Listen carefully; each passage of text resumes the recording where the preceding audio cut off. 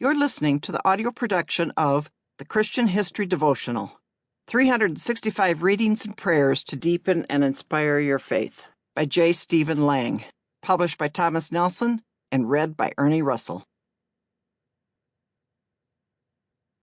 Introduction. History with a Heart. Say the word history, and many people immediately think of the word boring. Why is this so, when the past is a vast and colorful world full of fascinating people and events?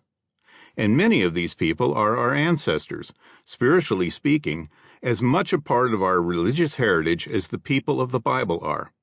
And so I present this book to you, so that for a few minutes each day you can look into Christian history with the same motive as reading the Bible, to enlarge your spiritual family and find more friends for the soul. Many of the names here will be familiar to you: Martin Luther, John Wesley, Billy Graham, Augustine, John Bunyan, Francis of Assisi, Mother Teresa, C.S. Lewis, John Stott, Corrie ten Boom, Dietrich Bonhoeffer.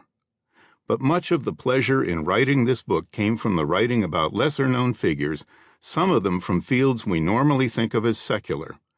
Some were athletes, such as Olympic runner Eric Liddell and cricket star C.T. Studd, both of whom became missionaries. Some were scientists, such as astronomer Johannes Kepler, botanist Gregor Mendel, and chemist Robert Boyle, all committed Christians who saw no conflict between science and faith. Some were politicians, such as British Prime Minister William Gladstone, America's William Jennings Bryan, and France's King Louis IX, men whose politics and faith could not be separated. And many were martyrs, believers who fulfilled Jesus' prophecy that his followers would be persecuted in this world. One of the recurring themes in this book is that it isn't easy to be a Christian, but it is supremely rewarding.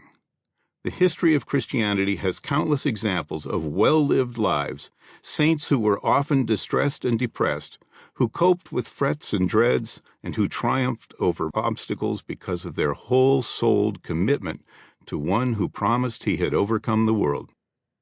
Some of these heroes would do anything possible and impossible for the Lord. Of such people we need reminding. People like these are good company on the road to God. I have tried to accentuate the positive, focusing on people who can serve as role models of faith. But it was impossible to avoid looking at people who were bad examples, and sometimes the contrast is striking, as in the case of Alexander VI, a thoroughly vile man who... Sample complete. Ready to continue?